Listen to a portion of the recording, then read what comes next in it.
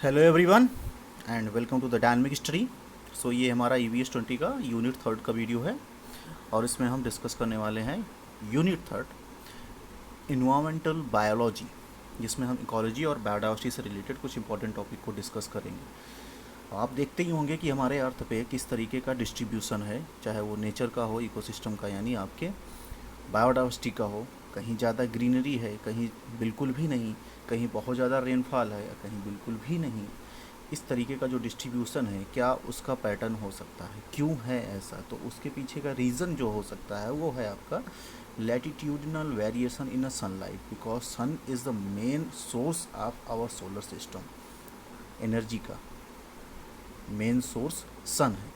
और ये आप देखेंगे कि इक्वेटर पे sun overhead at equinox 0 degree पे इसका सन की जो एनर्जी है वो सीधे आपकी पड़ रही है, एकदम पैरेलल।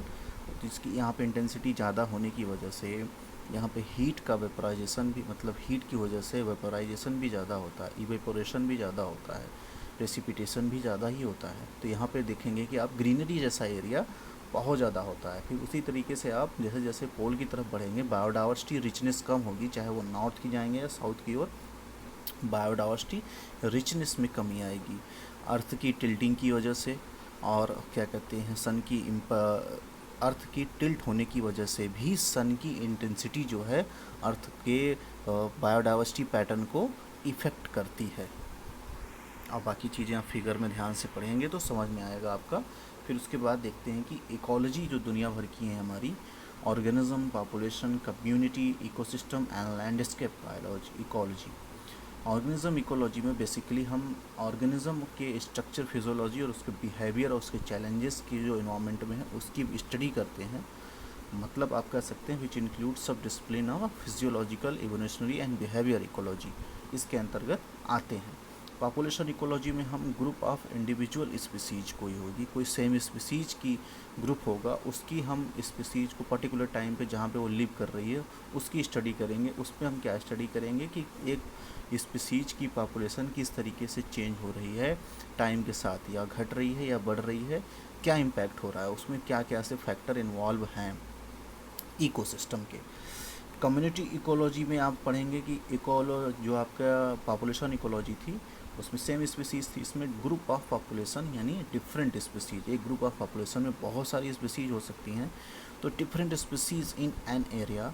कम्युनिटी इकोलॉजी क्या डील करती है, ये एग्जामिन करेगी, आपकी डील करेगी हाउ इंटरेक्शन बिटवीन स्पीसीज। अगर एक ही कम्युनिटी में दुनिया भर की पॉपुलेशन की डिफरेंट स्पीसीज रह रही हैं तो उनमें कैसा व्यवहार है, कैसा तालमेल है, कैसा इंटरेक्शन है, कैसा बातचीत है, कैसा जीवन वो आपस में जी रहे हैं एक दूसरे के साथ रहते हुए।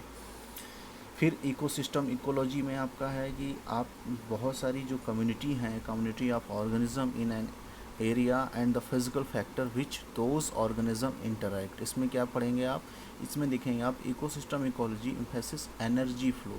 ये जो आपका कम्युनिटी में है एनर्जी फ्लो जो होता है, और केमिकल साइकिलिंग यानी बायोजीव केमिकल साइकिल हो गई, उसका जो इंटरेक्शन, इंटरचेंज और आपस में इन्वायरमेंट के बीच और बायोटिक और अबायोटिक कंपोनेंट्स के बीच और कम्युनिटी के बीच जिस तरीके से होता है दुनिया भर के स्फेयर से होते हुए, उसकी स्टडी हम इसमें करेंगे। फिर आती है लैंडस्केप इकोलॉजी। लैंडस्केप इकोलॉजी होती है आपकी कि मोज़ेकिंग, जैसे इकोसिस्टम दुनिया भर के हो गए, कहीं ग्रीन, कहीं रेड, क्या कहते हैं कि जब डेजर्ट है वो, तो आप देखेंगे मल्टीपल कलर, जिस तरीके से घर में ही आपकी मोज़ेकिंग होती है मार्बल की, तो डिफरेंट मोज़ेक यानी डिफरेंट कलर्स होते हैं। उसी तरीके से अर्थ के इकोसिस्टम में के जो डिफरेंट मोज़ेक हैं, एक इकोसिस्टम को एक मोज़ेक मानते हुए डिफरेंट इकोसिस्टम को डिफरेंट मोज़ेकिंग करते हुए ये पूरा एक इको लैंडस्केप बनाता है जिसमें बहुत सारे इकोसिस्टम होते हैं। इसमें रिसर्चर क्या कहते हैं, landscape ecology focus on factor controlling exchange of energy, material and organism across multiple ecosystem. फिर देखिए कि आपका वाटर करंट जो होते हैं, इक्वेटर से जब भी हवाएं गुजरेंगी, गर्म धाराएं, तो ऑब्वियस सी बात है इक्वेटर का टेम्परेचर ज़्यादा होने की वजह से वो गर्म होंगी।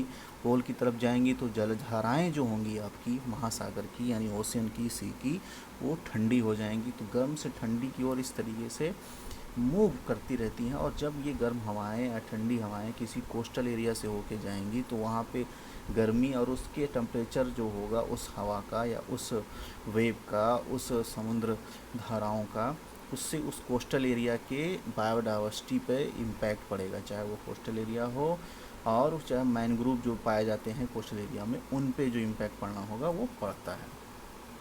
माउंटेन से भी काफ़ी इम्पैक्ट पड़ता है।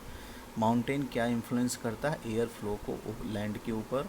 When warm moist air approaches to a mountain the rises and cool, जैसे जैसे वो ऊपर की तरफ बढ़ती है वो हवाएं ठंडी होती जाती हैं, और इसमें 2-3 और टर्म होते हैं, एनापेटिक विंड, कैटापेटिक विंड। इसको आप देख लीजिएगा किस तरीके की विंड्स होती हैं, माउंटेन से ही रिलेटेड है। फिर आपका आता है बायोम। बायोम एक की बहुत ही ब्रॉड टर्म है। हमारे यहाँ पूरे वर्ल्ड में अगर आप देखेंगे तो tropical, savanna, desert, chaparral, temperate grassland, globe वाले इमेज में देखिएगा तो आपको समझ में आएगा।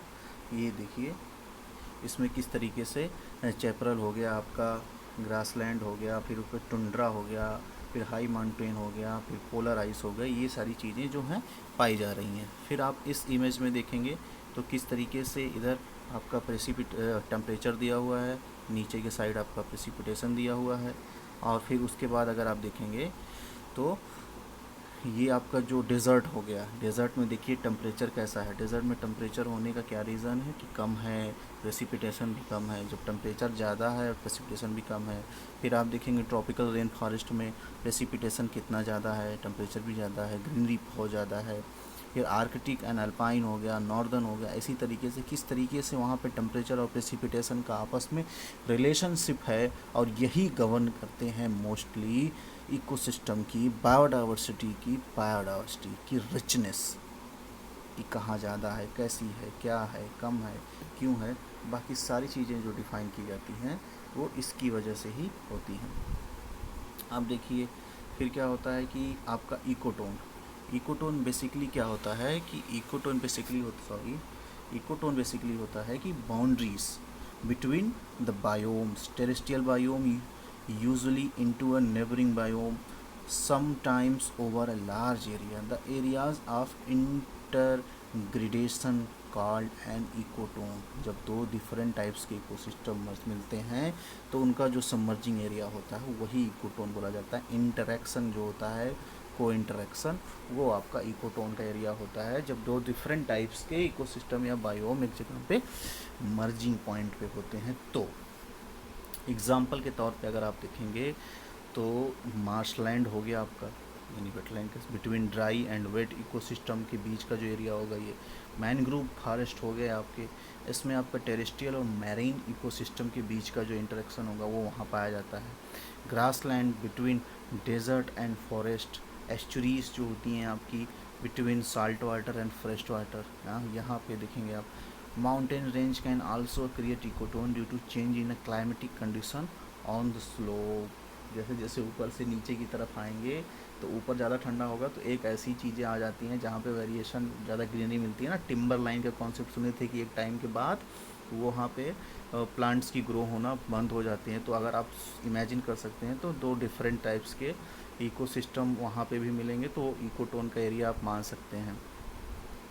कैरेक्टरिस्टिक्स ऑफ इकोटोन क्या हो सकते हैं? इट मे बी वाइड और narrow, it is a zone of tension as a condition intermediate to the bordering ecosystem. It could contain species that are entirely different from found in a bordering. इसमें ऐसी species पाई जाएंगी जैसे दो ecosystem ए और B है और जो उनका इंटरसेक्शन हो रहा है वो सी है, तो सी एरिया में ऐसी भी स्पीसीज पाई जा सकती हैं जो कि ए और बी दोनों जगह में नहीं पाई जा सकती, या फिर उससे मिलती जुलती भी नहीं, या फिर एकदम डिफरेंट स्पीसीज वहाँ पे पाई जा सकती हैं। Ecotone can be a natural or man made. For example the ecotone between agriculture and field forest, ये आपका मैन मेड बोला जाता है। इसी से रिलेटेड थोड़ा सा एक कॉन्सेप्ट और होता है, एज इफेक्ट का होता है, कि जहाँ पर ये दोनों इकोटोन का एरिया होता है, edge effect refer to the change in a population. किसमें? चेंज इन अ पॉपुलेशन और community structure that occur at a boundary of a two habitats. यानी इकोटोन हो गया वो। Some time the number of species and population density of a species, some the species in ecotone is much greater than either community, यानी वहाँ का जो submerging area होगा वहाँ पे बायोडाइवर्सिटी की जो रिचनेस होगी कंपैरिजन टू कम्युनिटी इकोसिस्टम में कम्युनिटी ए कम्युनिटी बी, यानी बायोडाइवर्सिटी है कम्युनिटी ए और बी के कंपैरिजन में जो सबमर्जिंग एरिया होगा वहाँ पे बायोडाइवर्सिटी रिचनेस बहुत ज़्यादा हो सकती है। इसी को बोला जाता है edge effect. The organism which occur primarily or most abundantly in this zone are known as edge species. जो वहाँ पे पाई जाएंगी उनको एज स्पीसीज बोला जाएगा। In the terrestrial ecosystem edge effect is specially applicable to the bird. ये आप देख सकते हैं। For example the density of bird is greater in the ecotone between the forest and the desert. जो ecotone का area होता है desert और फॉरेस्ट के बीच में, तो वो इकोटोन के एरिया में बर्ड सबसे ज़्यादा पाई जाएंगी कंपैरिजन टू फॉरेस्ट और डेजर्ट। यही जो एरिया होता है यही एज इफेक्ट होता है। यहाँ पे जो पानी जाने वाली स्पीसीज होती हैं उसको एच स्पीसीज कहा जाता है। फिर आपका आता है कंपोनेंट्स। कैसे कंपोनेंट्स? जो हमारे इस ब्यूटीफुल इकोसिस्टम में जो सब कुछ लिंक्ड है। एक बार आप इमेजिन करेंगे तो इकोसिस्टम सब समझ में आ जाएगा कि किस तरीके से हम हैं, हम पेड़ों से जुड़े हुए हैं, वाटर से जुड़े हुए हैं, एटमॉस्फेयर से जुड़े हुए हैं, वो हमसे क्या इंटरेक्शन है उनका, सारी चीज़ें खूबसूरती से जुड़ी हुई हैं, एक लिंक्ड हैं कहीं ना कहीं। तो इसको आप इमेजिन करिए और समझिए। तो इसमें जो कंपोनेंट्स हैं वो है आपकी productivity, decomposition, energy flow and nutrient cycle. तो प्राइमरी प्रोडक्शन बात कर लेते हैं। Is a define as a amount, क्या is a define as a amount of किसका, बायोमास का और किसका, ऑर्गेनिक मैटर का। कहाँ पे? प्रोड्यूस पर unit area over a time period by plant during photosynthesis. यही होता है आपका प्राइमरी प्रोडक्शन, यानी अमाउंट ऑफ बायोमास और ऑर्गेनिक मैटर प्रोड्यूस इन अ पर unit area over a time period by a plant during photosynthesis. ये हो गया आपका प्राइमरी प्रोडक्शन। ऑब्वियस ही बात है, प्राइमरी है तो पेड़ पौधे के द्वारा ही होगा। The rate of biomass production is called productivity. जो प्रोडक्शन हो रहा है वो जो रेट बोला जाएगा उसको प्रोडक्टिविटी बोलेंगे। इट इज़ एक्सप्रेस इन अ ग्राम पर स्क्वायर, सॉरी पर ईयर। ये हो गया ग्राम स्क्वायर पर ईयर और द किलो कैलोरी मीटर पर स्क्वायर पर ईयर। फिर हो गया आपका ग्रॉस प्राइमरली प्रोडक्टिविटी, यानी जीपीपी। आपका कॉन्सेप्ट सुना होगा। Gross primarily productivity of ecosystem is the rate of production of organic matter during photosynthesis. An ecosystem is the rate of production of organic matter only की बात हो रही है during photosynthesis। ये आपका GPP होगा। A considerable amount of GPP is utilized कहाँ पे, किसके द्वारा, पौधों के द्वारा, by plant, किसमें, in a respiration। Gross primarily productivity minus respiration, यानी GPP minus R is equal to NPP, means net primary productivity. समझ में आ गया? प्राइमरी प्रोडक्शन क्या है, प्रोडक्टिविटी क्या है, ग्रॉस प्राइमरी प्रोडक्टिविटी क्या है, फिर उसके बाद नेट प्राइमरी प्रोडक्टिविटी क्या है, फिर सेकेंडरी प्रोडक्टिविटी है define as the rate of formation of a new organic matter by a consumer. Primary वाला काम हो गया तो सेकेंडरी वाला जैसे ही आएगा वहाँ पे कंज्यूमर घुस जाएगा। प्राइमरी के बाद कंज्यूमर तो आएगा जो उसको कंज्यूम करेगा। फिर आता है कि हमारे इकोसिस्टम में किस तरीके से सन से एनर्जी होते हुए प्लांट से होते हुए हर्बीवोरस से, यानी हमसे, फिर हमसे होते हुए कार्निवोरस से, फिर इस तरीके से किस तरीके से मूव करती रहती है, चल ही रही है, निरंतर चलती ही जा रही है, कंटिन्यूसली एनर्जी फ्लो हो ही रही है। सोचो अगर एनर्जी फ्लो ही ना हो तो समझ लो एक तरीके से गाड़ी चल रही है, जैसे गाड़ी चलती है ना, उसमें फ्यूल पड़ा रहता है, एनर्जी चलती रहती है, गाड़ी चल। अगर ये एनर्जी ख़त्म हो जाए, फ्लो होना कहीं से भी ब्रेक हो जाए, कहीं से भी फ्लो होना ब्रेक हो जाए, कहीं पे एनर्जी का कंजम्पशन ज़्यादा हो जाए, कहीं कम हो जाए, यही इम्बैलेंस ही पूरे इकोसिस्टम को कोलैप्स कर सकता है। फिर आप देखिए कि plant capture only 2 to 10% of PAR. PAR क्या होता है आपका, फोटोसिंथेटिकली एक्टिव रेडिएशन। ये क्या होता है, amount of light available for photosynthesis which in light, यानी विजुअल रेंज की 400 से 700 नैनोमीटर, 0.4 से 0.7 माइक्रोमीटर तक की रेंज जो होती है वो होती है आपकी विजुअल रेंज। फिर PAR changes seasonally and varies depending on the latitude and time of a day. दिन के टाइम पे सब चीज़ों पे डिपेंड करेगा। यही तो खूबसूरती है, यही तो बायोडाइवर्सिटी लाती है, यही तो रिचनेस लाती है हमारे इकोसिस्टम में। सन हुआ, उसकी हीट कुछ रिलीज़ हुई, कुछ प्लांट्स ने उसको एब्जॉर्ब किया। First trophic level of producer. फिर ये बेसिक चीज़ें आपको पता ही होंगी, लेकिन बता दिया जाना चाहिए। फिर क्या होती है, कुछ मात्रा में हीट रिलीज़ हुई, फिर कुछ उसके हर्बीवोरस जो होते हैं उसको कंज्यूम किए, फिर उसके बाद कार्निवोरस ने उनको छोटे मोटे कीड़ों को खाया, फिर उनको टॉप कार्निवोरस ने खाया। इसी तरीके से फूड चेन, फूड वेब सब एक दूसरे से लिंक्ड हो गए, चल रहे हैं, प्रोसेस चल रहा है continuously. Energy can not be created, can not be destroyed, can be change into one form and second form. यहाँ पे फर्स्ट लॉ हो गया। सेकेंड लॉ ये हो गया भैया कि जो कन्वर्जन हो रहा है वो पूरा का पूरा नहीं होगा, इसमें कुछ मात्रा जो होगी वो उसको स्टेबल करने में निकल जाएगी, यानी रैंडमनेस जो होती है इकोसिस्टम की, रैंडमनेस जो होगी, एंट्रोपी जो होगी उसमें ख़त्म हो जाएगी। ये हो गया आपका सेकेंड लॉ। ये दोनों एनर्जी फ्लो में बहुत अच्छा रोल प्ले करते हैं। इकोलॉजिकल पिरामिड, ये भी बहुत ही खूबसूरत टर्म है। Pyramid of number, pyramid of biomass, pyramid of energy. Pyramid of number, इसमें क्या होगा कि नंबर्स के बेसिस पे पिरामिड बनाएंगे हम इकोसिस्टम में, कि कैसा नंबर होगा उस इकोसिस्टम, पर्टिकुलर इकोसिस्टम का, उसी बेसिस पे वो अपराइट होगा कि इन्वर्टेड होगा। Graphic representation of number of individual per unit area of various trophic लेबर। Large number of producer tend to form the base whereas lower number of top predator और carnivorous occupy the tip, यानी carnivorous सबसे कम। Number ये बताएगा कि सबसे number किसका होगा, एक इकोसिस्टम में सबसे ज़्यादा कौन सी स्पीसीज प्रोड्यूसर ज़्यादा होगी कि टॉप वाले होंगे। तो ये बैलेंस फॉर्म क्रिएट करता है ना। हर इकोसिस्टम में ज़रूरी नहीं है कि एक ही पैटर्न चलता रहे कि हाँ टॉप कार्निवोरस ही ऊपर होंगे, उनका नंबर कम होगा, ऐसा ऐसा कुछ नहीं है। ये सब इन्वर्टेड और अपराइट इसी की वजह से होता है। तो आप पिरामिड ऑफ नंबर में देखेंगे कि ग्रासलैंड में जो होता है आपका, उसमें घासें बहुत ज़्यादा होती हैं, मतलब ग्रास में कह सकते हो कि जो प्रोड्यूसर्स होते हैं बहुत ज़्यादा होते हैं, बाकी जो होंगे वो बहुत ज़्यादा कम होंगे। धीरे धीरे जैसे आप प्राइमरी, सेकेंडरी और टर्सरी कंज्यूमर की तरफ बढ़ेंगे, उनकी संख्या कम होती जाती है, नंबर कम होते जाते हैं। तो ये अपराइट हो गया। इन्वर्टेड में आप ट्री को सिस्टम में देखो, ट्री अकेला, फिर उस पर रहने वाले चिड़िया, फिर उसको खाने वाले सांप, फिर उसको खाने वाले चील, फिर उसको वैसी तरीके से टॉप कार्निवोरस ऊपर होता है। तो ये क्या होता है, इन्वर्टेड होता है। पिरामिड ऑफ नंबर जिस तरीके से आप देख लीजिए इमेज में दिखा हुआ है। फिर हो गया आपका पिरामिड ऑफ बायोमास।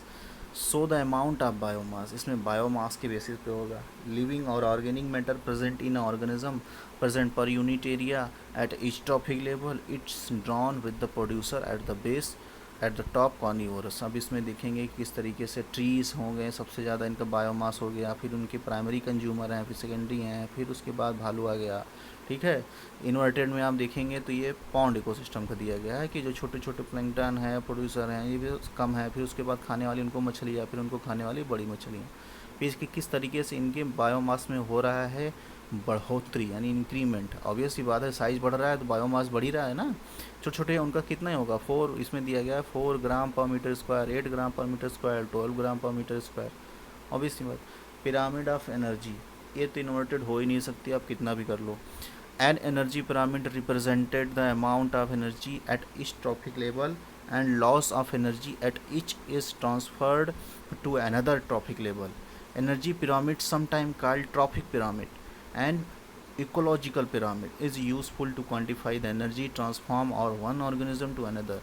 ये बस चलता रहता है निरंतर, एक से दूसरे में ट्रांसफ़र होगा, दूसरे से तीसरे में ट्रांसफ़र होगा, और हर बार 10% का जो लॉ है वही उसमें ख़त्म होता रहता है। 10% ही पहुंचता है, बाकी चीज़ें हीट के फॉर्म में निकलती रहती हैं। दूसरे ट्रॉपिक लेवल पे जो बढ़ती है वो उसका 10% ही पहुंचता है, बाकी चीज़ें नहीं पहुंच पाती। वही चीज़ें फिर से रिवाइज। टाइप्स ऑफ पिरामिड कितने, नंबर, बायोमास, एनर्जी। नंबर्स में आपके हो गए अपराइट, इन्वर्टेड, इसमें अप्लाई इन्वर्टेड, और energy always upright. Okay. In most ecosystem example grassland है, इकोसिस्टम जो हो गया ये अपराइट हो गया। ओनली ट्री इकोसिस्टम में आपका क्या हो गया, इन्वर्टेड हो गया। याद रखना, क्वेश्चन आ सकते हैं।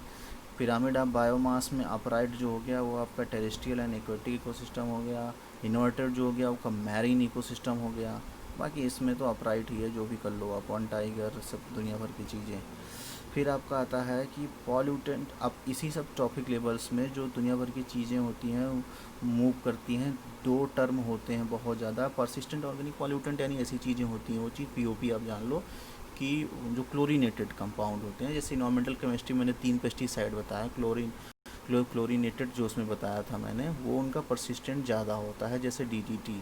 तो ये इनका परसिस्टेंट यानी काफ़ी लंबे समय तक बने रहेंगे बिना किसी इन्वायरमेंटल डिग्रेडेशन के, इनके ऊपर इम्पैक्ट नहीं होगा, ये परसिस्टेंट होते हैं। तो ये एक ट्रॉफिक लेवल से दूसरे ट्रॉफिक लेवल पे आसानी से मूव कर सकते हैं, हाँ, क्योंकि ये फैट में डिज़ोल्व भी होते हैं। तो ऑब्वियस सी बात है, ये एक ट्रॉफिक लेवल से दूसरे ट्रॉफिक लेवल पे जा सकते हैं। तो इसमें दो टर्म होते हैं, एक बायो एक्यूमुलेशन का और बायो मैग्नीफिकेशन का। एक्यूमुलेशन में ये होगा कि छोटी मछली जो होगी उसके अंदर पाया जाएगा, फिर उसको उससे बड़ी मछली खाएगी, वो कंसंट्रेशन बड़ी मछली तक धीरे धीरे बना रहेगा, हर ट्रॉफिक लेवल पर जिसमें जाएगा वो बना रहेगा। मैग्नीफाई में क्या होगा कि वो मैग्नीफाई करेगा, वो धीरे धीरे उसकी क्या कहते हैं कि जो अमाउंट होगा वो इंक्रीज करेगा। डीडीटी का जैसे कंसंट्रेशन हो गया वाटर में, हो गया वाटर से फिर प्रोड्यूसर लिया जो पेंटनॉल लिया। इमेज में देखिए आप, इस इमेज में, ये इस इमेज में देखिए किस तरीके से इंक्रीज होता जा रहा है। तो इसकी देखेंगे कि ये डीडीटी का कंसंट्रेशन हर ट्रॉफिक लेवल पे कॉन्टीन्यूसली इंक्रीज हो रहा है, यही इंक्रीमेंट ही बायोमैग्निफिकेशन बोला जाता है आपका। फिर आपका जो होता है कि सॉरी फिर आपका आता है, हाँ, ecological efficiency. Ecological efficiency describe the efficiency, क्या describe the efficiency with which energy is transferred from one trophic level to next trophic level. Okay, the number of trophic level in the grazing food chain is restricted as a transfer of energy follow a 10% law, जो मैंने आपको बताया। over a 10% law of the energy is transferred to each trophic level from lower trophic level। Okay, lower से अपर की तरफ हमेशा 10% ही जाता है। the decrease at each subsequent trophic level is due to the two reason, a reason trophic or the part of available energy lost in a respiration and used up in a metabolism, ये reason हो सकता है। अ part of energy lost at each transformation, कुछ transformation में चली जाएगी। एक thermodynamics का लॉ होता है, सिस्टम को मैनेज करता है तो कुछ डिसऑर्डर में जाएगा ही ना। स्टेबिलिटी कैसे आएगी जब तक एनर्जी रिलीज नहीं हो, वही कंटिन्यूसली चलती रहती है तो कहीं ना कहीं डिसबैलेंस हो सकता है। यही स्टेबिलिटी के लिए ही एनर्जी को रिलीज़ होना ही पड़ेगा। फिर आपका आता है ecological succession, the most important topic, इससे भी क्वेश्चन आपके एग्ज़ाम में आते हैं।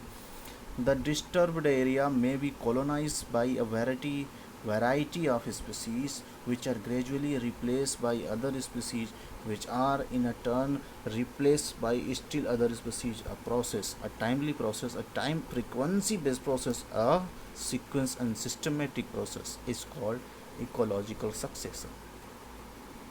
जहाँ से कुछ नहीं होते हुए भी सब कुछ बन जाना, धीरे धीरे एक बेयर लैंड से एक अच्छा खासा फॉरेस्ट को बनाना उसी एरिया में, यही सक्सेशन है और यही इसकी खूबसूरती है। तो the species that invades bare area are called pioneer species, सबसे बेसिक स्पीसीज होती है। और फिर इसमें देखेंगे प्राइमरी जो हो गया आपका क्या कहते हैं सक्सेशन, फिर उसके बाद हो गया आपका सेकेंडरी सक्सेशन। प्राइमरी सेशन का जो का process begin in a virtually lifeless area where soil has not at formed such as a new volcanic island और ऑन अ रबल, यानी मोरेन हो गया आपका। मोरेन होते हैं जो ग्लेशियर से निकलता है, उससे ग्लेशियर जब मूव करता है तो उसके आसपास का जो एरिया छूटता है उसमें मलबे जो होते हैं मोरेन होते हैं। Left by a retreating glacier, it is called primary succession। Okay, primarily succession। In secondary succession, the species that invade depend on the condition of the soil, availability of water, the environment as also, and seeds the other propagules and presents। Since soil is already there, the rate of succession is much faster than, hence climax is also reached more quickly, बहुत जल्दी पहुंच जाता है।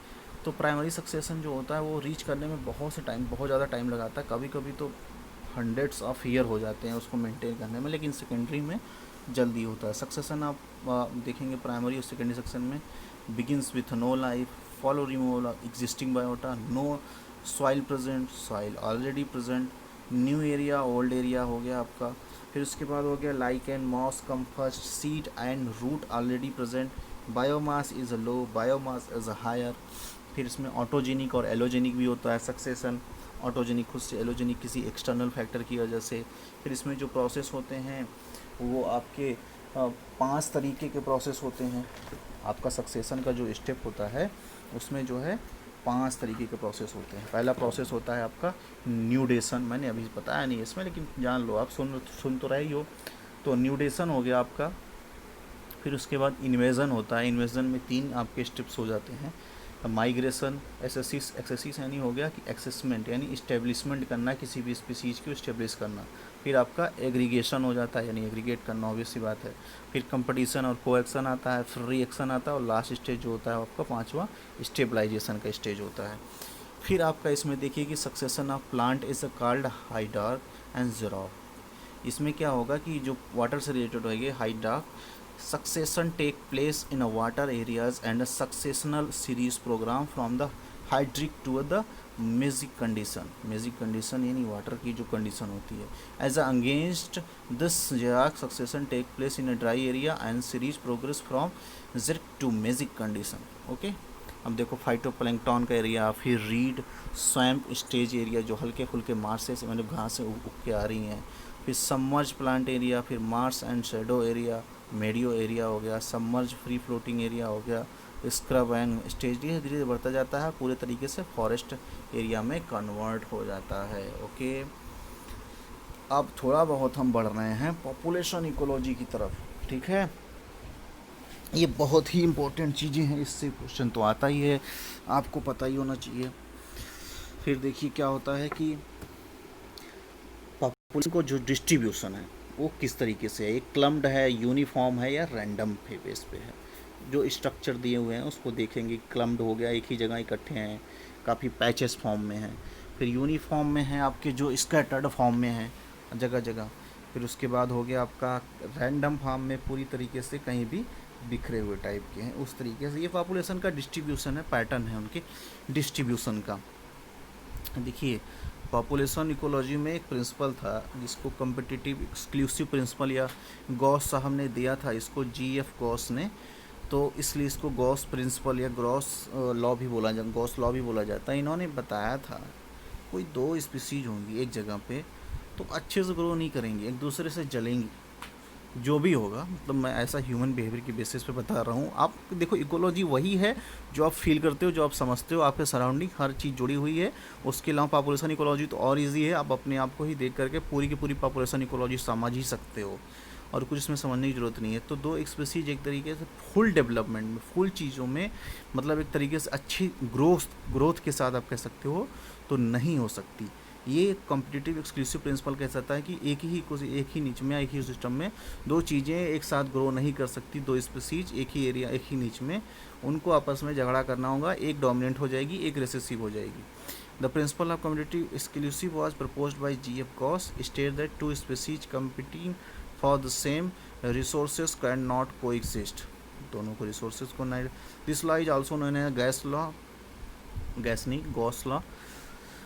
Interspecific, the competition that take place between the organism of different species is known as interspecific competition। interspecific हो गया, फिर interspecific हो गया, फिर उसके बाद इंटरस्पेसिफिक क्या हो गया, the competition that take place between the organism. और क्या था, the competition take place between the organism of different species, और इसमें क्या हो गया, between the organism of the same species. Okay, found हो गया आपको। फिर आती हैं 2 स्पीसीज, एक R और K स्पीसीज। हाँ, आर क्या होती हैं कि ये unstable environment, density independent stable environment में होती है, और डेंसिटी डिपेंडेंट इंटरेक्शन होता है इनका। आर जो होती है साइज़ में छोटी होती है, छोटी छोटी साइज़। हम सर्वाइवरशिप का मतलब छोटी छोटी साइज़ें जो हैं ये सर्वाइवरशिप का 3 टाइप के, टाइप 1, टाइप 2, टाइप 3। पहले इधर आर और के देख लो, एनर्जी। फिर उसके बाद इसमें क्या होता है, के में जो लार्ज होते हैं, जो हम लोग आते हैं के में, हम लोग के में आते हैं, छोटे छोटे जो होते हैं वो आर में हो गए बहुत ज़्यादा, यानी बैक्टीरिया वायरस जो छोटी छोटी चीज़ें हो गई, और भी जो प्रोटोजोन्स हो गई, ये सारी चीज़ें। फिर energy use to make each individual is low, energy use to make each individual is high, many offspring are produce. उसमें ज़्यादा होते हैं। Few offspring are produce, early maturity जाता, बहुत जल्दी उनके अंदर मेच्योरिटी आती है, बट हमारे अंदर क्या होगी, late maturity. Often after a prolonged period of parental care, बहुत लंबे समय तक माता पिता की सेवा करने के बाद हमारे अंदर मेच्योरिटी आती, कभी कभी तो भी नहीं आती। Short life expectancy, long life expectancy इनकी होती है। आर की क्या होती है, each individual reproduce only once, और individual can reproduce more than once in their lifetime, के वाले में। टाइप थर्ड सर्वाइवरशिप पैटर्न, और type pattern in which most of the individual die within a short time but few live much better. अब इसमें देखो survivorship को भी इसने एक्सप्लेन कर दिया, जो ये है वही वो है, type first, type second, type third. तो फर्स्ट वाले में क्यों हो गए भैया, वही चीज़ें हो गई जिनकी डेथ रेट देखो शुरू में कम है, बिल्कुल नहीं है, फिर धीरे धीरे जैसे बुढ़े होंगे बढ़ेंगे। फिर उसके बाद आप देखोगे कि थर्ड वाले में जो है कि इनकी जो डेथ रेट है बहुत ही ज़्यादा ग्रेजुअली है, क्योंकि शॉर्ट टाइम लाइफ स्पैन के लिए होते हैं, बहुत ज़्यादा पॉपुलेशन में होते हैं, जल्दी से ख़त्म भी हो जाते हैं। सेकंड जो इनके बीच का है वो के का पार्ट थोड़ा सा हो जाता है। इकोलॉजिकल फुटप्रिंट का जो कॉन्सेप्ट होता है वो होता है समराइज द एग्रीगेट लैंड जितनी भी हैं, and water area required by each person, जितने भी पर्सन हैं, सिटी और nation to produce all the resources it consume and the absorb all the wastes it generate। ये होता है आपका फुटप्रिंट्स। फिर आपका आता है, क्या आता है, हाँ सॉरी लॉजिस्टिक आ गया, ग्रोथ आपका एक्सपोनेंशियल तो आना चाहिए, हाँ पॉपुलेशन ग्रोथ आ गया आपका। पॉपुलेशन ग्रोथ देखिए किस तरीके से ग्रोथ होगी और किस तरीके से ग्रोथ नहीं होगी। दो, पॉपुलेशन डेंसिटी किन चीज़ों पर डिपेंड करेगी, एक तो करेगी आपकी नेटेलिटी एंड मॉरलिटी, एक तो आपका जन्म होगा फिर आप मरेंगे, उसकी बेसिस पे इमिग्रेशन होगा, आएंगे, इमिग्रेशन होगा, जाएंगे, आएंगे तो बढ़ेगी, जाएंगे तो घटेगी। नेटेलिटी होगी तो बढ़ेगी, मॉर्टेलिटी होगी तो मर जाओगे, ख़त्म हो जाएगी, पॉपुलेशन कम होगी। फिर यही जो बाप का हो गया कि जो एक्सपोनेंशियल ग्राफ बता रहा है कि dn/dt, यानी जो पर पॉपुलेशन की पर यूनिट टाइम पे जो चेंजेस हो रहे हैं, the rate at which the population is increasing in a size at each moment in a time, सब के साथ साथ। To how glance at the speedometer of a car reveal speed at that instance time, a seen in a equation dn/dt equal to the current population size and multiplied by constant r, ecologist refer to as r is the intrinsic rate of increase rate, intrinsic growth rate बोली जाती है इसको r को। तो आप delta n by delta t देखेंगे, पहले देखिए सबसे ऊपर का जो इक्वेशन है कि n पॉपुलेशन t यानी पर टाइम पे, उसके साथ +1 प्लस उसमें जो आपका बर्थ रेट, फिर उसके बाद बर्थ के साथ आपका हो गया इमिग्रेशन, फिर डेथ के साथ आपका इमिग्रेशन, इन दोनों को जोड़ोगे, उन दोनों को जोड़ घटा दोगे तो आपका आ जाएगा पॉपुलेशन कितनी चेंज हो पर यूनिट टाइम में। फिर आप देखोगे एक्सपोनेंशियल एरिया में delta n by delta t equal to आप कर सकते हो बर्थ माइनस डेथ, सीधा सीधा कर दो। हाँ, फिर b और d को आप क्या कर सकते हो, r जो per unit per capita time में बता रही है कि कितना चेंजेस हो रहा है, आर बी माइनस डी हो गया।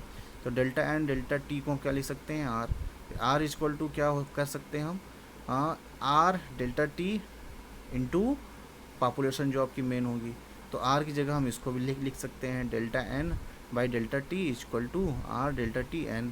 फिर वही हो गया आपका, ये एक्सपोनेंशियल ग्रोथ का ग्राफ हो गया। देखो एक्सपोनेंशियल ग्रोथ ग्राफ हो गया कि पॉपुलेशन ये लो भैया बढ़ने दो कंटिन्यूसली। अब थोड़ा सा एग्जांपल के तौर पे ही समझ लो आप, जैसे इसमें बॉक्स में सबसे किनारे वाले बॉक्स में, we can convert our model to one which the change in a population size expressed on per individual per capita basis. The per capita change in population size यानी RT represent the contribution that average member of the population makes to the number of individual added to a subtracted from the population during a time interval t. If the example of a population 1000 individual 1000 लोगों का increases by the 16 individual per year, 16 लोग हर साल बढ़ रहे हैं, then on a per capita basis the annual change in a population size is 16 by 1000 is equal to 0.016. If we know the annual per capita change in population size, we can use the formula r is equal to small rt, rt यानी r हो गया intensive growth rate हो गया आपका, to calculate how many individual will be added और subtracted in population, फिर वही formula हो गया R equal to R delta T small वाला into N 0.06 into 500 equal to 8 पर ईयर। ये हो गया आपका बता रहा है। एक्सपोनेंशियल ग्रोथ में ये एक भैया कि पॉपुलेशन आपका समय के साथ साथ बढ़ती जा रही है, बढ़ती जा रही है, बढ़ती जा रही है। इसका आइडियलिस्टिक बिहेवियर से नहीं लेना देना, ये बढ़ रही है, बढ़ रही है, बढ़ रही है। इसको रिसोर्स लिमिटेड हो या ना हो कोई मतलब नहीं है, बढ़ रही है, बढ़ रही है और बढ़ती जा रही है, बढ़ती रहेगी जे शेप्ड में। फिर हमारा जो नियर टू रियलिटी वाला कॉन्सेप्ट आता है कि हाँ वाकई में होता क्या है आखिर भाई, वो होता है आपका लॉजिस्टिक ग्रोथ। लॉजिस्टिक ग्रोथ ही एक्चुअली बताता है कि नेचर में किस तरीके की ग्रोथ होनी चाहिए और किस तरीके की ग्रोथ होती है, ये आपका बताता है logistic growth rate. If the carrying capacity, अब इसमें के का जो कॉन्सेप्ट होता है कैरिंग कैपेसिटी। कैरिंग कैपेसिटी क्या होती है कि एक ऐसी चीज़ है जो इन्वायरमेंट मैक्सिमम लाइफ को सस्टेन कर सकती है रिसोर्सेज के बेसिस पे, उससे ज़्यादा वो नहीं कर सकती। Means in a nature a given habitat has enough resources to support a maximum possible number beyond which no further growth is possible.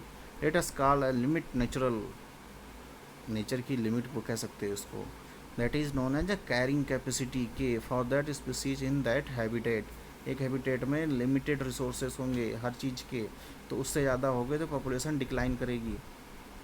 आपका जो ये आपका इक्वेशन आ रहा है D N by D T equal to R into N K minus N each by divide by K. अब इसी के बेसिस पे आप देख लो एन क्या है, population density at A time है।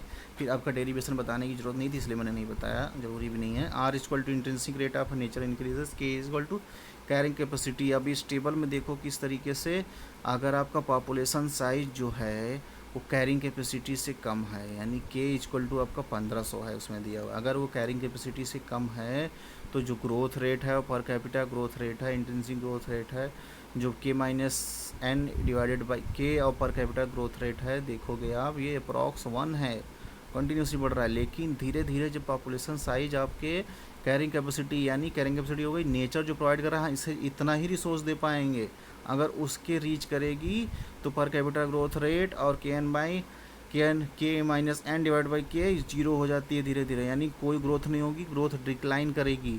यही एक्चुअल में होता है कि आप कैरिंग कैपेसिटी को जैसे ही क्रॉस करने की कोशिश करोगे इन्वायरमेंटल कोलैप्स कर जाएगा और बाकी भी पॉपुलेशन और स्पीसीजेस ख़त्म होने लगती हैं, डिक्लाइन करेंगी। तो जो मैक्सिमम जो ग्रोथ होती है वो सिग्माइड बेस पे वो कैरिंग कैपेसिटी के रीच पे होगी, उससे ज़्यादा नहीं होगी। जैसा कि इमेज में दिखा हुआ है कि बस बाउंड्री लाइन के बाहर 1500 के ऊपर नहीं जाना है तुमको, यही बाउंड्री लाइन है और इसी पे ही आपको ग्रोथ करना है। ग्रोथ टू लिमिट, नेचर की लिमिट क्या हो गई, कैरिंग कैपेसिटी। फिर आपका हो गया cycle, bio geochemical cycle, water cycle, carbon cycle, phosphorus cycle and nitrogen cycle. अब देखिए आप वाटर साइकिल में क्या होता है, प्रेसिपिटेशन होगा, पहले आपका इवेपोरेशन होगा ओशियन से, फिर प्रेसिपिटेशन होगा, फिर यही आपका मूवमेंट होते हुए इवेपो ट्रांसपिरेशन भी होता है प्लांट्स वगैरह से, फिर उसके बाद फ्लो होते हुए फिर से आपका ओशियन में जाएगा, फिर से इवेपोरेशन होगा, फिर से प्रेसिपिटेशन होगा, इवेपो ट्रांसपिरेशन होगा, ये प्रोसेस चलता रहता है। इसका बायोलॉजिकल इंपॉर्टेंस क्या होगा, water is essential to all organism. देखो मैं इसी बेसिस से आपको इसलिए बता रहा हूँ क्योंकि यह ज़रूरी है, बाकी चीज़ें तो आपको इसमें पता ही होंगी, शुरू से ही आप लोग इस साइकिल्स को पढ़ते आ रहे हैं। तो बायोलॉजिकल इंपॉर्टेंस इसका होता है water is essential to all organism and it is availability influence the rate of ecosystem process particularly primarily production and decomposition in a terrestrial ecosystem. सही बात है। From available to the life all organism are capable to exchanging water directly with their environment, liquid water in the primarily physical phase in which water is used। ये चीज़ें हो गई, reservoir हो गए, की स्पीसीज हो गई, कार्बन साइकिल हो गया इसका। फिर देखो इसमें समझाना कुछ नहीं है, इसमें लिखा हुआ है, इसको आप एक बार अच्छे से वीडियो को पॉज करके समझ लो, पढ़ लो और अच्छे से देख लेना इसको सारी साइकिल को। फिर आता है आपका पॉपुलेशन का इंटरेक्शन जो होता है, अभी वो इंटरेक्शन की बात हुई थी ना आपस में। देखो स्पीसीज ए और स्पीसीज बी दो हो गई, अगर दोनों एक दूसरे को फ़ायदा करती हैं, हम तुम्हारा भला चाहें तुम हमारा भला चाहो, तो वो होता है कॉन्सेप्ट म्यूचुअलिज्म का। अगर हम दोनों एक दूसरे का भला ना चाहें तो वो कंपटीशन की बात होगी, हम अपने में रहें तुम अपने में रहो। फिर होगी स्पीसीज ए, हम तो भला चाहें तुम भला ना चाहो, ये प्रेडिशन की बात होगा, हम तुम्हारा क्या करें, एक्सप्लॉयटेशन करें, वो बात हो जाती है। फिर वही बात होती है आपकी पैरासिटिज्म की, हम तुम्हारे ऊपर निर्भर रहें, आपको चूसते रहें, एक तरीके का होता है ना पैरासाइट बन के रहें, पैरासाइट जो होता है। फिर आपका प्लस पैरास क्या हो गया स्पीसीज ए, हम तो फ़ायदा करें, आप ना तो मुझे नुकसान पहुंचाओ और ना तो कुछ ना करो, किसी तरीके का नुकसान ही ना हो, न्यूट्रल रहे एकदम से, वो कमेंसलिज्म होता है। फिर हम आपको सिर्फ हम पहुँचाएँ, आप हमें कुछ ना करो, इतनी उदार भरा जीवन कमेंसलिज्म का होता है ये, उदारता भरा जीवन। फिर आपका आती है निच। देखो एक इकोसिस्टम होता है, इकोसिस्टम में जहाँ पे सारे आपके जीव जंतु स्पीसीज पॉपुलेशन रहती हैं, वो आपका हैबिटेट होता है। फिर उस हैबिटेट एरिया में भी जो पर्टिकुलर एरिया होता है किसी स्पीसीज के लिए डिफाइन होता है, उससे ज़्यादा वो बाहर नहीं जाएगी उस हैबिटेट में ही, तो वो होता है उसका निच। हाँ, ये उसके लिए फेवरेबल है, उसके सारे फंक्शनल के लिए, ग्रो करने के लिए, रिप्रोडक्शन के लिए, फूड के लिए, हर एक चीज़ के लिए, सर्वाइव करने के लिए उसका जो फेवरेबल कंडीशन है वो निच है। निच in ecology all form of interaction of species with the other member of its community, including competition, predation, parasitism, and mutualism. A variety of abiotic factors such as soil type and climate also define a species niche. बिल्कुल definitely दो types के niche, fundamental और realise niche। Fundamental ये होता है कि वहाँ पे कंपटीशन जीरो होता है, ये बता दिया जाता है कि हाँ इतने एरिया में ये स्पीसीज पाई जाएगी थ्योरेटिकल बेसिस पे, बट एक्चुअली जहाँ पाई जाती है उसको ही रियलाइज निच बोला जाता है। Where the organism live no, क्योंकि थ्योरेटिकल है, बता दिया जाता है। रियलाइज निच बिल्कुल जहाँ पे पॉपुलेशन पाई जाती है। साइज लार्ज होगा इसका क्योंकि हम बड़े लेवल पे लेते हैं। रियलाइज निच का स्मॉल, जो एक्चुअल एरिया बताएगा ना प्रैक्टिकल बेसिस पे, हाँ ये स्पीसीज यहीं पाई जा रही है वो। Competition for a resources predator and present, इसमें किसी भी तरीके कंपटीशन ही नहीं होता। जब इतने बड़े एरिया में है कुछ मतलब ही नहीं, कुछ पता ही नहीं, किसी से कुछ लेना देना ही नहीं है, मतलब है ही नहीं है, तो किस तरीके का कंपटीशन। तो रियलाइज निच में बिल्कुल थोड़ा बहुत तो कंपटीशन होता ही है, ज़्यादा नहीं होता, होता है। अदर टर्मिनोलॉजी क्या होती है इसकी, प्री कम्पिटिटिव निच और पोस्ट कम्पिटिटिव निच हो गया इसका। फिर आपका आता है इकोसिस्टम सर्विसेज। इकोसिस्टम सर्विसेज आपकी चार तरीके की, provisioning services, regulating services, cultural services and supporting services. Provisioning services में आपका प्रोडक्ट ऑब्टेन फ्रॉम इकोसिस्टम, जैसे कि एनर्जी, और उसके बाद सी फूड, बायोमेडिकल मेडियल हो गया आपका, ट्रांसपोर्टेशन, नेशनल डिफेंस। रेगुलेटिंग में हो गया benefit obtain from the regulation of ecosystem process, flood prevention, climate regulation, erosion control, control of a pest and the pathogen. Cultural services में आपका non material benefit obtain from ecosystem, educational, recreational, heritage, spiritual. फिर आपका supporting services में आपके आ गया biological diversity, maintenance, nutrient cycle, primary, ये सारी चीज़ें हो गई। फिर आपका IUCN की ये चीज़ें मैं बता दे रहा हूँ, इसका भी जो कंजर्वेशन की बातें वो स्टार्ट हो जाएंगी। तो सारी स्पीसीज फिर नॉट इवेल्युएटेड हो गया आपका कैटेगरी, यानी उसका कोई इवेल्युएशन नहीं हुआ है। फिर इसमें आपका फिर आएगा कि इवेल्युएटेड और एडिक्वेट डेटा। तो क्या कहते हैं, ऑल स्पीसीज में आपका आ गया आपका बहुत सारी चीज़ें, आप फिर सब कैटेगरी में दिखेंगे कि जब आप नॉट इवेल्युएटेड, डेटा डेफिसिट यानी डेटा की कमी है भैया, लीस्ट कंसर्न बहुत कम ध्यान दिया जा रहा है, नियर थ्रेटन करीब हैं ये संकट के, वन लेवल पे हैं, इंडेंजर्ड हैं, क्रिटिकली इंडेंजर्ड हैं। फिर उसके बाद क्या हो गया, एक्सटेंट इन वाइल्ड हो गए, और फिर ये ख़त्म ही हो गए। थ्रेटन स्पीसीज़ की जो कैटेगरी होगी उसमें 3 होंगी, यही मोस्टली पूछ लेता है। थ्रेटन में पहले वन लेवल होगा, VEC, ऐसे भी याद कर सकते हो आप, VEC यानी V से वनरेबल, E से हो गया इंडेंजर्ड, C से हो गया आपका क्रिटिकली इंडेंजर्ड, VEC यानी वैसे आप ऐसे सिंपल से याद कर सकते हो थ्रेटन में। अब ये थोड़े फैक्ट हैं, इसको आप देख लीजिएगा। डाइवर्सिटी हो गई आपकी, जेनेटिक डाइवर्सिटी, स्पीसीज डाइवर्सिटी, देख रहे हो। जेनेटिक डाइवर्सिटी जीन लेवल की बात की, डिफरेंट टाइप्स के जीन्स के स्ट्रक्चर्स हैं, पीले कुछ हैं, कहीं दोनों पट्टी पीली है, एक पट्टी पीली है, इस तरीके, मतलब एक तरीके का डिफरेंशिएशन है, चेंजेस हैं, डाइवर्सिटी है, ये जेनेटिक डाइवर्सिटी हो गई। स्पीसीज डाइवर्सिटी एक ही जगह पे देखोगे, मशरूम है, फ्रॉग है, छोटे सर्व हैं, बड़े सर्व हैं, ट्री हैं, प्लांट हैं, रोडेंट्स हैं, सब कुछ हैं। कम्युनिटी में पूरा का पूरा सिस्टम ही आ गया, वाटर आ गया आपका, बड़ी बड़ी बॉडी आ गई पूरी की पूरी, मतलब वाटर बॉडीज़ हो गया, फॉरेस्ट हो गया आपका, मरीन इकोसिस्टम हो गया, सारे के सारे पूरी कम्युनिटी, इन सब में पाई जाने वाली डिफरेंट टाइप ऑफ पॉपुलेशन हो गई ना, पॉपुलेशन स्पीसीज सब आ गया उसमें, बहुत सारी चीज़ें। फिर आपकी डाइवर्सिटीज़ जो आ रही हैं वो है point diversity, alpha diversity, gamma diversity, beta diversity, फिर आपके बाद epsilon diversity and delta diversity. Point diversity होगा this is the diversity on the smallest scale, the diversity of a micro habit and sample taken from with homogeneous habitat. It is but a natural expect different in a point diversity of the two side micro habitat हो गया। Alpha diversity this is a second category of diversity, it is defined as a within habitat, एक ही habitat में। MacArthur साहब ने बताया था it is also defined as a variety of organism occurring in a particular area habitat often called a local diversity. Gamma diversity आपकी हो गई, it is a third category of inventory diversity, it is defined as a diversity of a larger unit such as island landscape, पूरा का पूरा landscape, पूरा का पूरा समझ गए ना। It is considered to be overall diversity of a group area of alpha diversity and gamma diversity is equal alpha diversity into beta diversity, gamma diversity into beta diversity. Thus it is inclusive diversity of all the habitat types within area and region। फिर उसके बाद आती है beta diversity. Beta diversity में आपका the term beta diversity was coined by the Whittaker, it is essential the same the MacArthur between habitat diversity। Beta diversity जो comparative base होती है, टेक्सोनॉमी के बेस पे होती है, मतलब दो चीज़ों को कंपेयर करना है ना कि दो डिफरेंट टाइप्स के इकोसिस्टम, दो डिफरेंट टाइप्स के बायोम, तो उसके टेक्सोनॉमिकल और दुनिया भर की चीज़ों के बेसिस पे उसको कंपेयर कर सकते हो कि बायोडाइवर्सिटी रिचनेस कहाँ है। Beta diversity is a measure of how different or similar range of the habitat are in terms of variety of species found in them। It is tell how species diversity changes along gradient time, मतलब gradient के साथ साथ gradient यानी changes जो होती है, प्रवणता भी बोलते हैं हिंदी में। Another way to view beta diversity is to compare the species composition of different communities।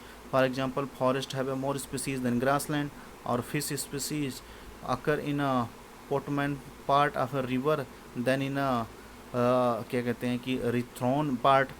बेटा diversity is also called differentiation diversity और टर्नओवर डाइवर्सिटी, दो चीज़ें।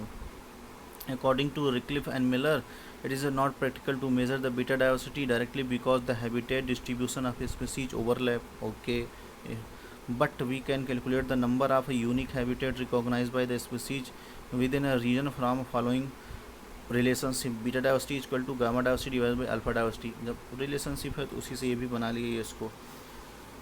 एप्सिलॉन डाइवर्सिटी हो गई, this is the fourth category of diversity. मैंने पाँचवीं बता दी क्योंकि वही अल्फा बीटा गामा ही चलता रहता है हमेशा। The epsilon regional diversity is defined as the total diversity of a group of the area and gamma diversity according to a single plant, कोई सिंगल प्लांट एग्जाम्पल तो समझ मे be a consider a unit of alpha diversity, okay. A leaf as an area of point diversity, जो उसकी leaf होगी वो point diversity. A group of plant occurring together in area, ये हो गई अब gamma diversity. And the forest within which the plant are located, यही बोला जाएगा आपका एप्सिलॉन डाइवर्सिटी, थोड़ा बड़े लेवल की बात हो रही है। डेल्टा डाइवर्सिटी क्या होगा, it is defined as a change in species composition and abundance between areas of gamma diversity which occur within an area of epsilon diversity, it represent the differentiation diversity over a wide geographic region। फिर आपका वो mega diverse countries आ गई। Mega diverse countries में कौन कौन सी हो गई आपकी, दुनिया भर की 17 identified, total 17 mega diverse country. Australia, Brazil, China, Colombia, Ecuador, United State, Philippines, India, Indonesia, Madagascar, Malaysia, Mexico, Papua New Guinea, Peru, Democratic Republic Congo और साउथ अफ्रीका, ये सारी चीज़ें हो गई। ये सारी चीज़ें इसमें दी होंगी। मेगा डाइवर्स कंट्रीज़ कौन सी हैं, कहाँ की हैं, कैसा है। The principal criteria is endemism, यानी वहीं की स्पीसीज होनी चाहिए first at the species level and then higher the taxonomic level of the family. फिर क्या हो गया आपका, to qualify the mega diverse country must क्या होना चाहिए, have at least 5000 of the world plant as a endemic, 5000 plant जो होने चाहिए वहीं की होनी चाहिए। And have the marine ecosystem which is border, और उसके चारों तरफ मरीन इकोसिस्टम होना चाहिए, यानी समुद्र का वो होना चाहिए। थोड़ी इससे डाइवर्सिटी और बढ़ती है ना, मैनग्रोव वनग्रोव पाए जाते हैं अच्छे से, तो वहाँ पर मैनग्रोव में बायोडाइवर्सिटी रिचनेस बहुत ज़्यादा होती है, डिफरेंट टाइप के इंडिविजुअल बहुत अच्छी अच्छी चीज़ें होती हैं। फिर उसके बाद बायोडाइवर्सिटी हॉटस्पॉट आता है आपका। बायोडाइवर्सिटी हॉटस्पॉट क्या होता है कि पूरे वर्ल्ड में कितने हैं, 36 हैं, और इंडिया में कितने हैं, 4 हैं। To qualify the biodiversity hotspot a region must meet the 2 strict criteria, okay. कौन से स्ट्रिक्ट क्राइटेरिया है, it must have at least 1500 vascular plants as endemic, which is to say that it must have a high percentage of plant life found nowhere else on a planet a hot spot, in other words is irreversible. फिर उसके बाद it must be 30% less और original natural vegetation of its original vegetation, यानी original vegetation का 30% less कम हो गया हो। और in other word it must be threaten, यानी वो खतरे में हो भैया, खतरे में होगी तभी तो लोग उसकी सुरक्षा करने के लिए आएंगे। और सबसे बात ओरिजिनलिटी होनी चाहिए वहीं की। एंडेमिक हम यही बताता है कि हाँ ये हमारे यहाँ ओरिजिनल है, ओरिजिनल चीज़ें ही ज़्यादा ही पूछताछ होती है, प्लेकराइज चीज़ों की नहीं। टाइप ऑफ फॉरेस्ट हो गया, कार्टेजेना प्रोटोकॉल हो गया, नगोया प्रोटोकॉल हो गया, बहुत सारी चीज़ें इसमें थ्योरेटिकल चीज़ें हो गई। जैसे कि टाइप ऑफ फॉरेस्ट हमारे यहाँ क्या हो गया, ट्रॉपिकल एवरग्रीन एंड सेमी क्या कहते हैं एवरग्रीन फॉरेस्ट हो गया, ट्रॉपिकल डेसिडिवस फॉरेस्ट हो गया, ट्रॉपिकल थ्रोन फॉरेस्ट हो गया, माउंटेन फॉरेस्ट हो गया, लिटोरल फॉरेस्ट हो गया। ये इंडिया में उसका डिस्ट्रीब्यूशन मैप में शो कर रहा है अच्छी तरीके से। फिर उसके बाद क्या होता है आपका कार्टेजेना प्रोटोकॉल, देखो बायो सेफ्टी के लिए जो बायो पायरेसी और बायो प्रॉस्पेक्टिंग जैसा कॉन्सेप्ट आता है, ये कार्टेजेना क्या कहते हैं नगोया प्रोटोकॉल इसको अच्छे तरीके से आपको प्रोवाइड करता है। जिसमें जानो साइन कब हुआ था 29 अक्टूबर 2010 में, और नगोया तो लोकेशन जो थी नगोया जापान थी, इफेक्टिव कब हुआ था 12 अक्टूबर 2014 में 2014 में।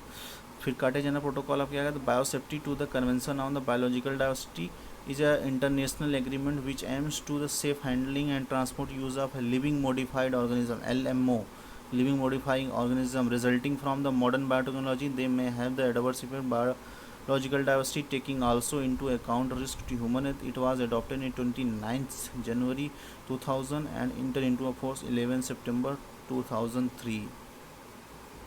Okay. फिर आपका आता है कीस्टोन स्पीसीज, ऐसी स्पीसीज जो होती हैं जो वहाँ पे बहुत ज़्यादा नंबर में हो या ना हो या कम हो या ज़्यादा हो, पर ऐसी होती हैं उनको हटाओगे तो इकोसिस्टम कोलैप्स कर जाएगा। Can be organism from animal and plant and bacteria to fungi in the glue the holds the habitat together. It may not be a largest और most plentiful species in ecological community, but if a keystone species remove it sets off the chain of the event that turn the structure and the biodiversity very different all of the ecosystem में components are the intricately linked. These are the living things that play a pivotal role to how their ecosystem function. तो ecosystem के लिए बहुत ज़्यादा जरूरी है keystone species. फ्लेक्सिव species ये होती है जो किसी भी एरिया का ध्यान केंद्रित करती है, उसको बताती है कि हाँ भैया ये लो species selected to act as ambassador, उसको बना दिया जाता है। Icon symbol for define area issue campaigning and environmental cause. इसकी वजह से जब इसको कंजर्वेशन की बात आती है तो उस हैबिटेट में रहने वाली बाकी चीज़ों का भी क्या कहते हैं कंजर्वेशन हो जाता है फ्लेक्सिव स्पीसीज की वजह से।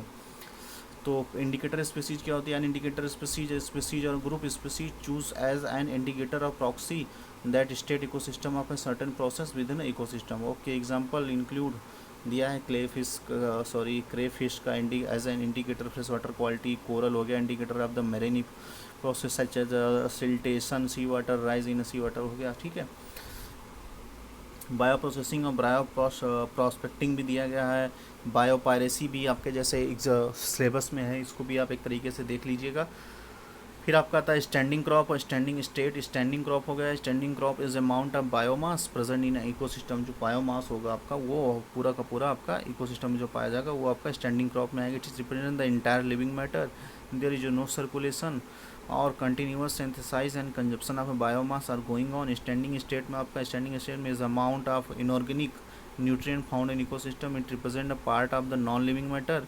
It circulates between the living and non-living component of the ecosystem. It being regularly depleted and replaced by one living matter. सबसे मोस्ट इम्पॉर्टेंट चीज़ है इसका, ये आपका स्टैंडिंग स्टेट और स्टैंडिंग क्रॉप भी हो गया। बहुत सारी चीज़ें अभी आपके सिलेबस में और भी हैं, आप इसको देखिए, प्रीवियस ईयर के क्वेश्चन देखिए, उसमें भी देखिए कि कौन सी चीज़ें छोड़ रहे। पॉपुलेशन इकोलॉजी पे ज़्यादा ध्यान दीजिए, उससे रिलेटेड न्यूमेरिकल में भी आपके आते हैं। मैक्सिमम सस्टेनेबल यील्ड जैसा कॉन्सेप्ट जो चीज़ें इसमें नहीं है, मैंने क्विज़ के वीडियो बनाए हैं उससे रिलेटेड, आप उसको देखिए, उसमें भी आपको उससे रिलेटेड क्वेश्चन और आंसर मिलेंगे, उसको एक आइडिया लगेगा। उसमें भी मैंने हर चीज़ को, टॉपिक्स को, जो ऑप्शन है उनको भी अच्छे तरीके से एक्सप्लेन किया है। तो एक ही वीडियो में चीज़ों को कवर करना उतना पॉसिबल नहीं है, बट हम कोशिश कर रहे हैं पूरी तरीके से।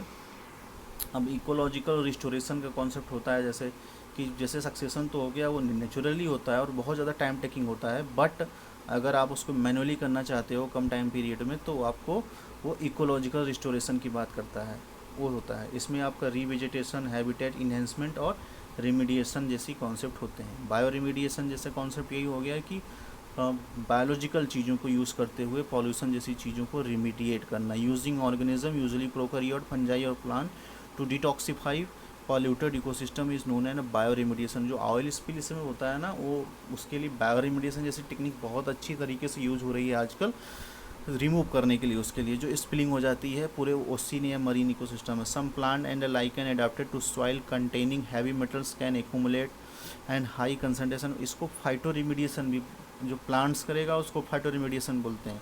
Of toxic metals such as lead and cadmium in their tissue restoration, ecologist can introduce such as a species to site polluted by the mining and other human activity, the harvest these organisms to remove the metal from the ecosystem। अब आपका ecological restoration हो गया, फिर उसके बाद ये bio रिमीडिएशन भी हो गया। अब 2008, 2009, 2010, देखो 2011 में एकदम खूबसूरत कर दिया गया है।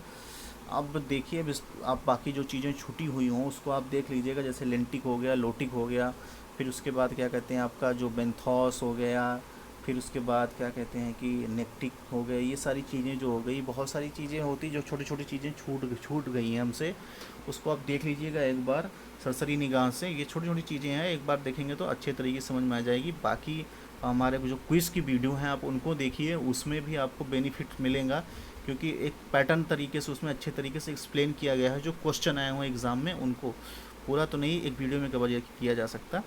तब तक देखिए हम अगली यूनिट लेके आते हैं, आप सपोर्ट करिए, इसको शेयर कीजिए जितना भी कर सकें आप।